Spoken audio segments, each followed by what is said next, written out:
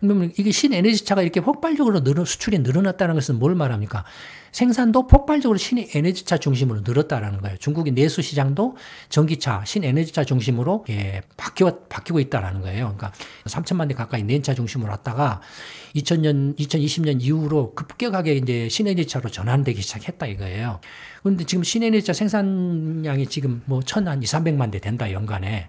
그러면은 뭐 3천만 대다가 1,200~300만 대를 더하면은 한 4,200~300만 대 되잖아요. 생산 능력이. 지금 이제 중국 자동차 산업 여기서 딱 그 구조적인 문제가 드러나죠. 뭡니까? 내연차를 대대적으로 감산해야 돼요. 내연차를 줄여야 돼요. 내연차 생산 라인을 팍팍팍 줄여가야 돼요. 그 구조 조정을 해야 되는 거예요. 전기차로 지금 생산 능력을 막 늘려가고 있기 때문에. 그다음에 전기차를 막 찍어내고 있는 거예요. 막 찍어내는데 중국 내수로 감당이 안 될 때로 찍어내고 있는 거예요. 감당이 안 된 걸 이렇게 밀어내는 거예요. 어느 정도 밀어내느냐? 2022년, 23년, 24년, 25년, 4년도 안 되는 사이에 중국이 세계 최대 자동차 수출국이 돼버린 거예요. 4년도 안 되는 사이에 불과. 놀랍지 않습니까? 중국이 얼마나 이 지금 신에너지차 관련해서 그 설비 증설 투자 확대를 하고 있냐 이거예요. 그 투자를 확대를 하고 있다 보니까 그 내연차들이 감산 속도가 그걸 못 따라가는 거예요. 근데 감산은 못 해요. 왜냐면은 대규모 실업이 발생할 거 아니에요. 그러니까 중국의 자동차 산업이 양적으로는 지금 뭐 그냥 어마어마하게 정신없이 막 급성장을 하고 있지만 그 내실 면에서는 지금 거의 속빈 강정이나 마찬가지다라는 거예요. 이게 속빈 강정이다 보니까 이게 어떻게 되겠습니까? 조금만 충격이 와도 와르르 할 가능성이 있겠죠.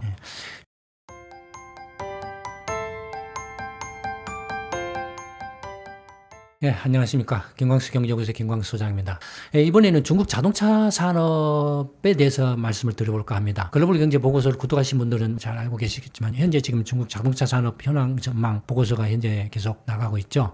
글로벌 경제에서 중국 자동차 산업 현황과 전망 이러한 목차로 해서 현재 지금 보고서가 나가고 있습니다. 일본이 이제 심화되는 출혈 경쟁, 중국 자동차 산업이 이제 피 튀기는 가격 할인 판매 경쟁, 판촉 경쟁을 하고 있죠. 광고 과잉으로 인해서. 두 번째는 이제 중국의 3대 신산업의 과잉 생산과 구조조정 문제에 대해서 설명을 하고 있습니다. 중국의 3대 신산업의 품목이 이제 뭐입니까? 전기차, 그 다음에 배터리, 전기차용 배터리, 그 다음에 태양광인지 이 세 가지죠. 이 세 가지에 대해서 어느 정도 과잉 생산이고 이에 대한 구조조정이 어떻게 이제 진행될 것인가에 대해서 이제 분석을 하고 있죠. 그럼 세 번째는 중국 자동차 시장의 내수 시장에 대해서 분석을 하고 있습니다. 중국이 이제 뭐 각 내수 시장의 메이커별로 판매량이나 시장 점유율이라든지 뭐 경쟁 구도라든지 뭐 이런 거에 대해서 이제 분석을 하고 있고요. 네 번째로는 이제 트럼프 관세가 이제 중국 자동차 산업에 어떤 이렇게 영향을 미칠 것인가, 중국의 이제 자동차 전체 수출이 어떻게 되고 수입은 어떻게 되고 그 트럼프 관세가 어떻게 영향을 미칠 것인가에 대해서 이제 분석하고 있습니다. 그다음에 이제 그 마지막으로 이제 중국에 이제 7대 자동차 메이커가 있습니다. 이 7대 자동차 메이커의 경영 상황에 대해서 분석을 하고 있습니다. 일단 이렇게 이제 보고서가 계속 현재 나가고 있고 앞으로도 계속 나갈 예정인데요. 간단하게 이제 뭐 이제 중국 자동차 수요 현황하고 전망인데, 먼저 다들 아신 것처럼 중국이 지금 이제 2020년 팬데믹 충격하고 그다음에 2022년에 이제 그 이른바 헝다 사태로 해서 부동산 거품이 붕괴되면서 중국 경제가 장기 불황에 빠져 있죠, 지금. 장기 침체 상태이기 때문에 당연히 자동차는 고가인데 자동차 수요가 이렇게 살아날 리가 없겠죠. 그러니까 실제로 이제 그 중국의 자동차 유통업 협회가 조사한 바에 의하면 자동차 구매 의향 지수, 이제 자동차 이렇게 딜러들이 있지 않습니까? 판매 대리점들이 있잖아요. 판매 대리점들이야 이제 고객들하고 접촉하니까 영업을 할 거 아니겠습니까? 영업하고 이제 자동차를 살 마음이 있는지 없는지를 나름대로 판단하지 않겠습니까? 그래서 이제 그 구매 의향 지수를 이렇게 조사를 하는데 100이 이제 중립이에요. 100을 넘어가면은 구매 의향이 굉장히 강하다. 100을 밑돌면은 구매 의향이 약하다. 그러니까 말하자면은 자동차를 살 형편이 못 되거나 살 생각이 없다. 100을 넘어가면은 자동차를 사고 싶거나 자동차를 살 형편이 넘친다. 뭐 이런 것을 의미하죠. 보시면은 2021년에 이제 그 100을 좀 찍었다가 그 이후로는 계속 80에서 이렇게 정체하고 있죠. 상당히 심각한 이렇게 구매 의향으로 보면은 중국 자동차 내수 시장이 불황이죠. 상당히 불황이죠.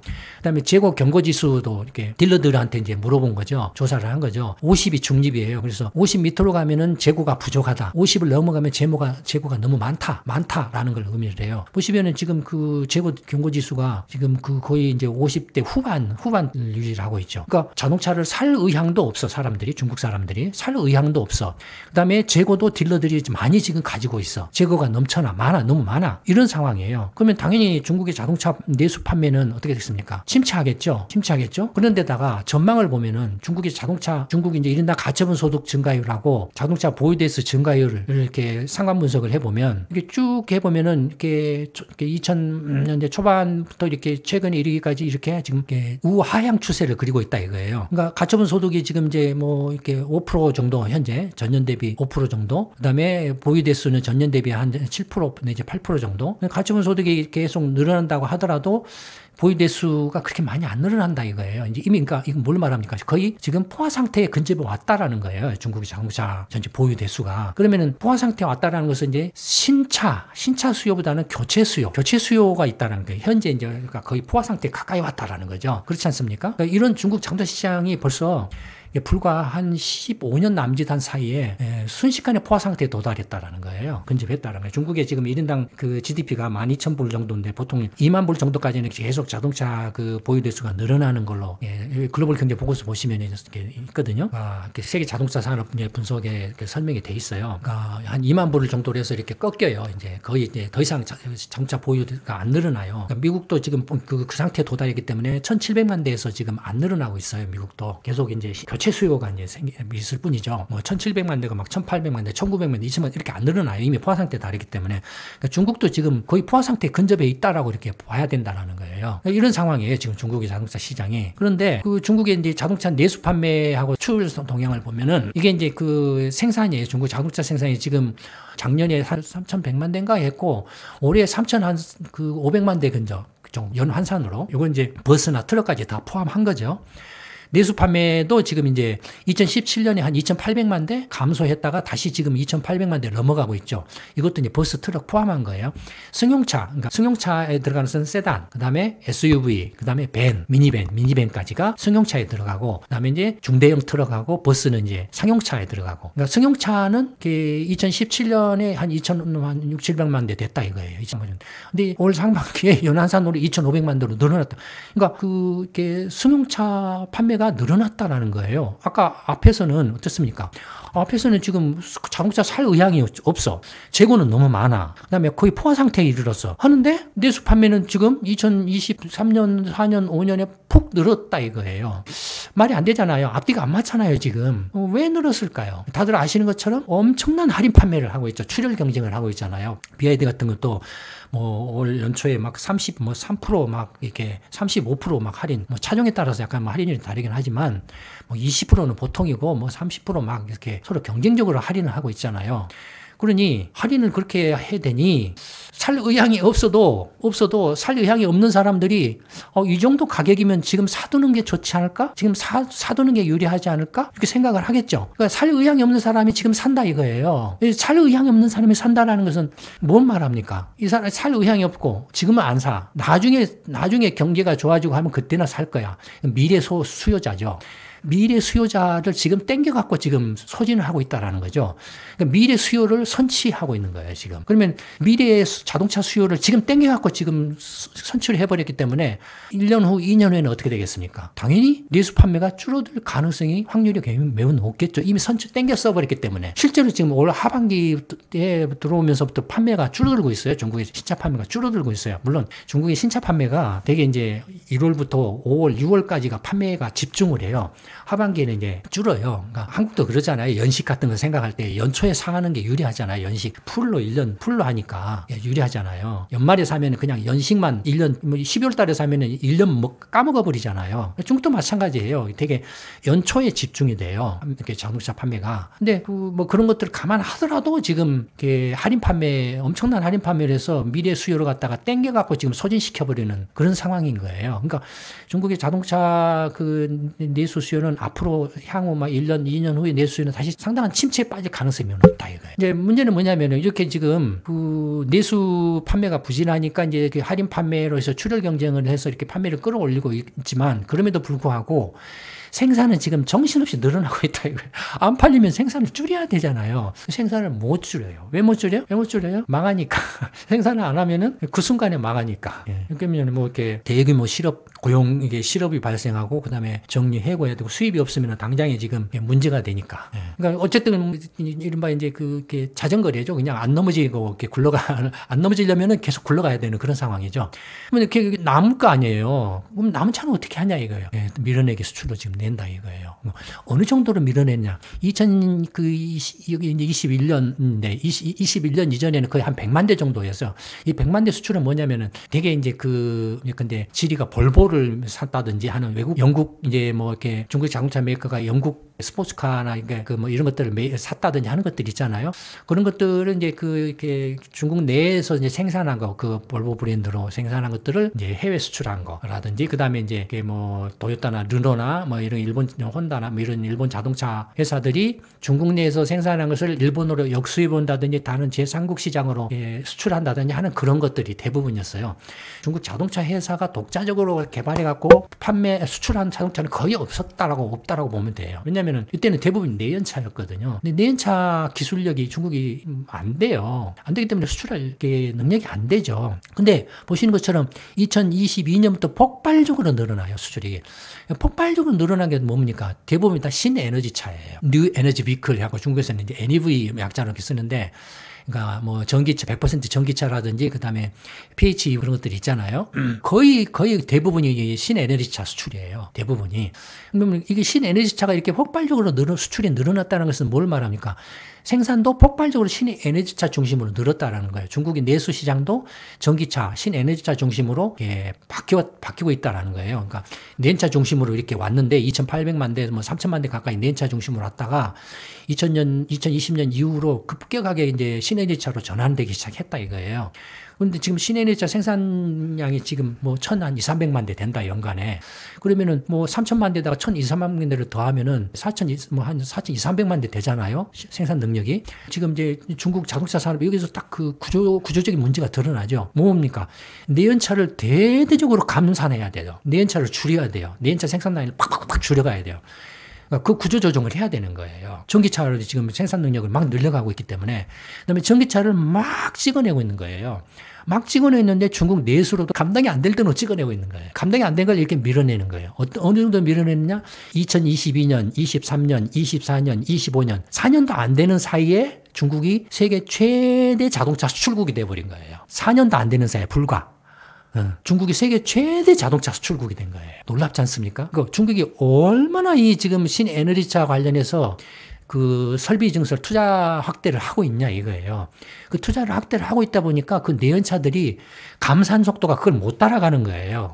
근데 감산은 못 해요. 왜냐면은 대규모 실업이 발생할 거 아니에요. 전기차 라인으로 이렇게 전환을 시켜야 되는데 전환이 쉽지가 않잖아요. 그건 자르면 어떻게 됩니까? 그 경영자들이 뭐가지 날아가죠. 공산당이나 또 그 공장이 있는 그 자동차 회사가 있는 그곳에 이제 중앙 정부나 지방 정부가 막 보조금을 줬는데 보조금을 준 이유가 뭡니까? 너 해고하지 말고 하여튼 계속 고용하고 생산해서 팔아서 우리 그 경제를 좀 유지를 해라, 지탱을 해라라고 한 거잖아요. 근데 그냥 막 그게 감산한다고 그 정리하고 구조조정하고 감산하고 감축하고 막 해서 잘라내면은 되겠습니까? 그러니까 이러지도 못하고 저러지도 못하는 경우가 많을 거 아니에요. 그러니까 이제 좀비화 되는 거죠. 기업들이 상당수가. 그러니까 그런 상황이지 않겠습니까? 대충 이것만 봐도 그림이 그려지잖아요.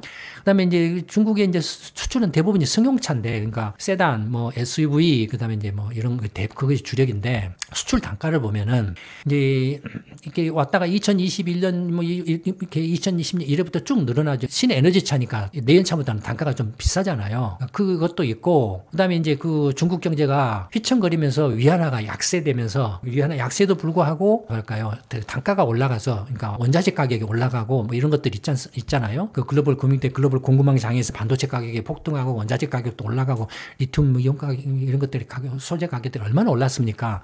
그래서 이제 그 단가가 올라간 거죠. 중국의 수출 단가를 보면은 2023년에 제일 높았는데 이때가 한 15,000달러, 한 6,000달러 조금 못 되는 15,500달러 뭐 이 정도 될 거예요. 그래서 지금 현재 이제 15,000달러 정도 되죠. 그러니까 15,000달러면은 얼마입니까 지금? 한 2천만 원 남짓한 정도겠죠. 그 정도에 그러니까 중국의 자동차 가격이 15,000달러.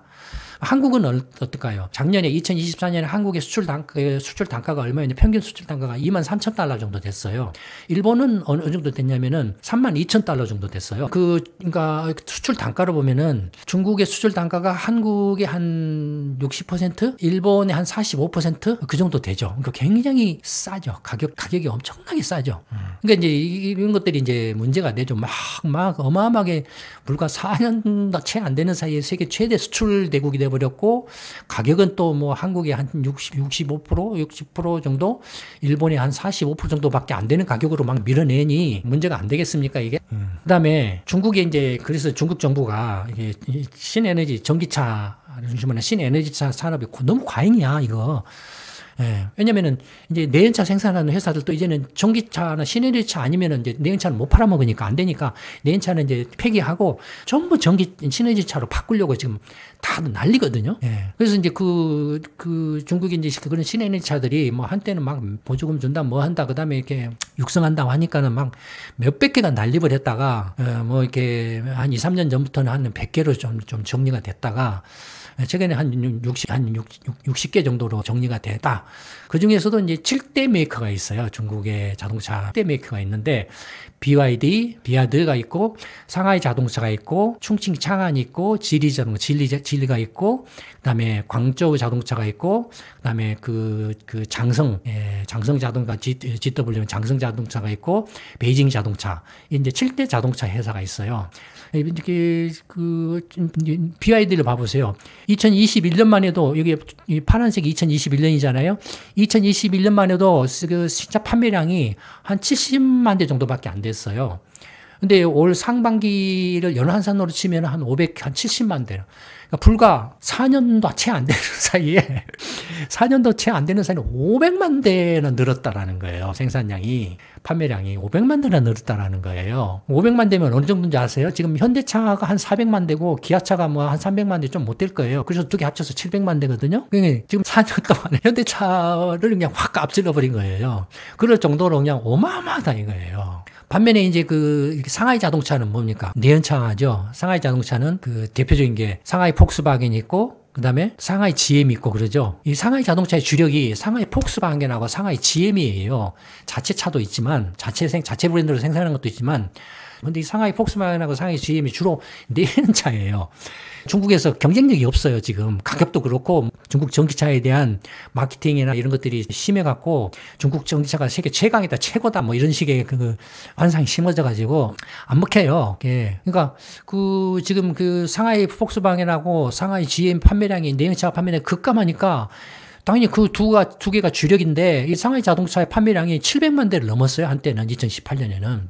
700만 대를 넘었는데, 지금은 이렇게 450만 대까지, 작년에는 뭐 400만 대까지 300만 대나 줄었다가, 지금 올해는 450만 대로 늘었는데, 늘은 이유가 뭐냐면은, 상하이 자동차가 자체 전기차 브랜드를 지금 자체 개발해가지고 지금 판매를 했기 때문에 그래요. 지금 이렇게 기존에 내연차, 이거 이제 합작 회사죠. 합작 주력이죠. 이들은 팍 줄어요. 베이징 자동차 같은 경우도 마찬가지죠. 베이징 자동차는 현대하고 이렇게 합작을 했었죠. 오래전부터. 그 다음에 벤츠하고도 합작을 했었죠. 판매량이 확 줄고 있죠. 글로벌 경제 이런 이제 7대 메이커들이 이렇게 있는데, 어쨌든 베이징 자동차만 해도 판매량이 100만 대 정도밖에 안 돼요. 장성 자동차 같은 경우도 한 130만 대. 그 다음에 이제 광저우 자동차 같은 경우는 한 200만 대 정도. 예. 광저우 같은 경우도 이렇게 판매량이 갑자기 급감하고 있는 건 뭐냐면, 이게 다 합작한 회사들이에요. 상하이 자동차, 광저우 자동차, 베이징 자동차 합작들이에요. 광저우 자동차는 누가 갑자기 도요타죠. 도요타하고 혼다죠. 도요타하고 혼다가 있는데 지금 팍 줄고 있어요. 도요타하고 혼다가 지금 작년 올해 들어와서 그냥 죽을 쓰고 있어요. 중국 시장에서. 그 여파로 이제 그런 브랜드들은 이제 이렇게 확 죽고 있죠. 반면에 이제 독자적으로 자체 브랜드를, 특히 이제 전기차, BYD는 거의 이제 100% 신에너지 차고, 충칭 장안 같은 경우도 자체 전기차 브랜드 개발해서 팔고 있고 하기 때문에 지금 판매량이 쭉 늘어나고 있고, 진리 같은 경우도 자체 전기차 브랜드 이렇게 만들어서 팔고 있어서 폭증을 하고 있죠. 그러니까 그래서 전체적으로 보면은 이렇게 보시는 것처럼 신에너지차 판매량 보면은 BYD, 상하이 자동차, 진리, 장안 뭐 이런 식으로 나오는데, 중국에 7대 메이커가 있는데, 그러면은 이 7대 메이커들이 이렇게 이제 지금 신해제차 생산이 폭증을 하고 있는데 급증을 하고 있는데 그러면은 이 중국 7대 메이커가 경영 상태가 어떠냐? 물론 이게 7대 메이커 하나하나에 대해서 다 분석을 해놨어요. 글로벌 경제 보고서를 보시면 이제 아실 겁니다. 분석을 해놨는데 이해하기 쉽게 해서 이제 도요타 자동차하고 비교를 해봤습니다. 7대 자동차를 다 합쳐가지고 합친 거하고 도요타 자동차 하나하고를 비교를 했어요. 여기에 이제 올해 5월 달에 그 S&P 그 신용평가 회사 있잖아요. S&P 그에서 이제 중국 자동차 산업의 문제점 지적한 보고서가 하나 나왔는데 그 보고서에서도 지적한 바가 있어요. 중국의 7대 메이커가 양적으로는 급성장했고 판매량도 이렇게 많지만 실제 내실 면에서는 도요타보다도 못하다. 그러니 그 이제 내실 위주로 가야 된다. 양적 그 위주의 성장보다는 질적 성장으로 전환을 해야 된다. 어떤 수익성 위주의 성장으로 전환을 해야 된다라는 그런 이제 보고서가 하나 나왔어요. 그래서 실제로 저 연구소가 이렇게 중국의 7대 메이커하고 토요타 자동차를 다 조사해가지고 실제로 한번 비교를 해본 거예요. 뭐 그 외에도 비교한 것들이 여러 개가 있는데 대표적으로 한 3개만 이렇게 뽑아왔죠. 보시면은 이제 신차 판매량으로 보면 이 앞에서 본 7대 메이커죠. 요 7대 메이커, 요 7대 메이커 얘들의 신차 판매량을 다 합쳐놓은 것이 이 주황색이에요. 보면 이 작년에 2024년에 거의 한 1,700만 대, 7대 메이커가 신차 판매량이 1,700만 대예요. 반면에 작년에 그 도요타 자동차 같은 경우에는 자체 브랜드 판매가 한 900만 대 정도 했어요. 그러니까 거의 한 2배 가까이 지금 판매량은 많죠. 중국의 7대 메이커 자동차 판매량이 도요타 자동차에 비해서는 거의 2배 가까이 많죠. 그런데 매출액을 보면 7대 자동차, 중국 7대 메이커들의 매출액하고 도요타 자동차들의 매출액이 별 차이 없어요. 아까 수출 단가 잠깐 말씀드렸죠. 수출 단가. 중국 차가 한 15,000달러 되고 일본 차가 32,000달러니까 2배가 넘죠. 그렇죠? 2배가 넘으니까 거의 매출액을 주면은 신차 판매량을 주면은 거의 같아져 버리죠. 매출액으로. 그런 모습이다 이거예요. 그다음에 그 영업이익으로 보면은 토요타가 중국의 7대 메이커 영업이익을 합쳐놓은 것보다도 또 월등히 더 많다 이거예요. 영업이익이. 특히 작년에는 뭐 거의 몇 배입니까 그게. 한 2배 반 정도나 더 많죠. 그러니 이게 중국의 7대 자동차 메이커들이 양적으로 이렇게 막 급성장을 하고 이제 속빈 강정이다라는 거예요. 속빈 강정. 양적으로 막 지나친 막 과열 신증서를 투자하고 그다음에 과열 가격 경쟁하고 하다 보니 그래서 할인 판매하고 막 하다 보니 매출액이라든지 이익 면에서 도요타 비교가 안 된다 이거예요. 그러니까 중국의 자동차 산업이 양적으로는 지금 뭐 그냥 어마어마하게 정신없이 막 급성장을 하고 있지만 그 내실 면에서는 지금 거의 속빈 강정이나 마찬가지다라는 거예요. 이게 속빈 강정이다 보니까 이게 어떻게 되겠습니까? 조금만 충격이 와도 와르르르 할 가능성이 있겠죠. 중국 정부 입장에서는 이제 이런 것들 때문에 이 7대 메이커를 중심으로 해서 중국 자동차 산업을 통폐합을 해라. 그렇게 몰고 가겠다. 그리고 니네들 이렇게 수익성 위주로 좀 이제 전환해라. 너무나 이렇게 저가 위주로 이렇게 하지 말아라. 이렇게 하면 이제 중국 시장 특성이 있기 때문에 또 이 7대 메이커들 입장에서는 그 중국의 시장 특성을 무시할 수가 없죠. 시장 특성이라는 게 뭡니까? 앞에서 말씀드렸던 것처럼 이제 중국 경제가 침체, 장기 불황에 빠졌고 그래서 자동차를 살 만한 형편도 안 되고 의욕도 없고 재고는 남아돌고 이런 게 상황이잖아요. 그러면은 결국에는 이 자동차 회사들이 신차를 개발해서 판다고 할 때 비싼 차를 만들거나 차를 비싸게 팔 수 있겠습니까? 뭐 안 되죠. 결국은 저렴한 대중차, 저가차 위주로 이렇게 할 수밖에 없겠죠. 중국이. 그런 저가차는 물론 뭐 고소득자가 뭐 중국에 뭐 1억 명, 뭐 3억 명 전체 뭐 그 정도 충분히 웬만한 가격대 자동차를 소화할 수 있는 그런 소득수 있는 사람이 뭐 1억 명이다, 3억 명이다 그렇게 하지만 아까 뭐라고 말씀드렸습니까? 이미 포화 상태 왔다 그랬죠. 그리고 1억 명, 3억 명만을 상대로 해서는 이렇게 차를 못 팔아요. 지금 1년에 3천만 대, 4천만 대 정도를 못 팔아요. 택도 없어요. 그러니까 결국에는 그 메인이 뭐냐면 중국의 그 70%가 10만 위안대 위안으로. 그러니까 10만 위안대면은 1,900만 원 이하예요. 1,000만 원대가 한 30%인가 40% 되고 자동차 가격이 1,000만 원대 판매 가격으로 본 판매 비중이 1,000만 원대가 한 40% 가까이 되고 2,000만 원 이하까지가 한 70%가 되고요. 그러니까 전체 70%가 2,000만 원 미만대 시장이에요. 중국 자동차 내수 시장이. 그건 저가 시장이에요. 한국은 어떻습니까, 요새? 완전히 그냥 중대형 차죠. 막 4천만 원, 5천만 원. 이런 시장이 돼 있죠, 한국 경우에는. 예. 뭐, 일본보다도 더 하죠. 한국 지금 내수 자동차 판매 단가가 일본보다도 더 높죠. 일본은 경차 비중이 한 30%인가 40% 되죠. 어쨌든, 이렇다 이거예요. 뭐, 그 좀 더 관심 있으신 분들은 이 실대 자동차 회사들의 경영 상황이나 일일이 다 하나하나 분석을 해놨어요. 아마 어디서도 그런 자료 찾아보기 힘드실 겁니다. 관심 있는 분들은 글로벌 경제 보고서 한번 참고해 보시기 바랍니다. 중국 자동차 산업에 대해서는 이 정도로 마치도록 하겠습니다. 감사합니다.